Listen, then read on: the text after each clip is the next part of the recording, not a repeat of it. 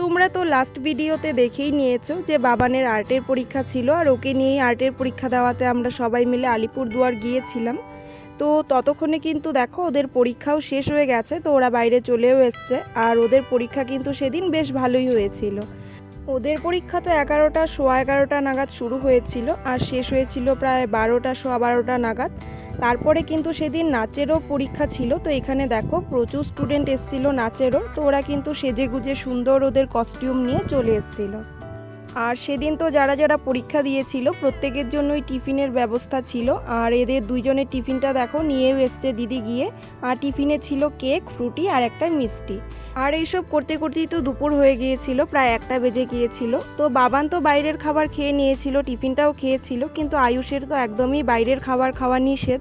তো ওর জন্য তো বাড়ি থেকেই খাবার নিয়ে যাওয়া হয়েছিল, সেখান থেকে বাবানও কিন্তু অল্প খেয়েছিল। পরে ওই স্কুলটার সামনেই কিন্তু একটা মন্দির ছিল, কালী মন্দির, আর মন্দিরটাও কিন্তু ছিল অসম্ভব সুন্দর। তো যতক্ষণে ওদেরকে খাওয়াচ্ছিল ততক্ষণে কিন্তু দিদি আর আমি মিলে একটু হেঁটেও এসেছিলাম। এই যে দেখো আমরা চলেও এসেছি, মানে একদম স্কুলের সামনে, স্কুল থেকে বের হই। তো তারপর আমরা চলে আসি সেখান থেকে।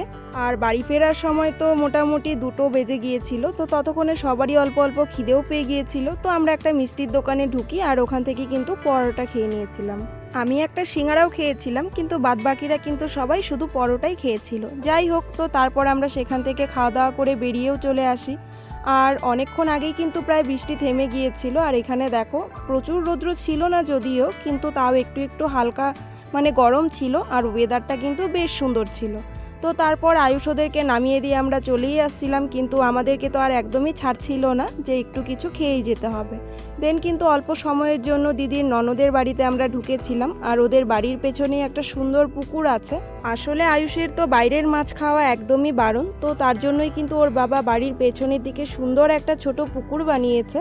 আর ওইখানে কিন্তু প্রচুর মাছ ছেড়েছে, সেগুলোই কিন্তু ওকে খাওয়ানো হয়।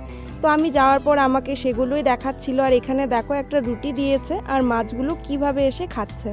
তো তারপর এখানে দেখো আটাও দিয়ে দিচ্ছিল। আসলে এগুলোই খাবার দেওয়া হয়, ধানের ভুসি, আটা, রুটি।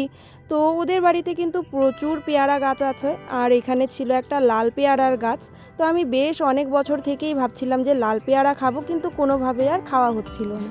আমি তো বলেছিলাম আমাকে 2টো পেড়ে দিতে, আর এখানে দেখো 2টোর বদলে পুরো ব্যাগ ভর্তি করে পেড়েছে। আর সেগুলো আমি কিন্তু বাড়িতেও নিয়ে এসেছিলাম। তারপর তো চাটা খেয়ে আমরা চলেও আসি দিদির বাড়ির ওখানে। আর ওর বাড়ির সামনে এসে ওদেরকে কিন্তু নামিয়ে দিয়েছিল। তারপর আমি একাই ছিলাম। তারপর বিস্কিট আর পেয়ারা নিয়ে সোজা চলে আসি বাড়িতে। তো দেখা হচ্ছে নতুন একটা ভিডিওতে। আজকের জন্য টাটা।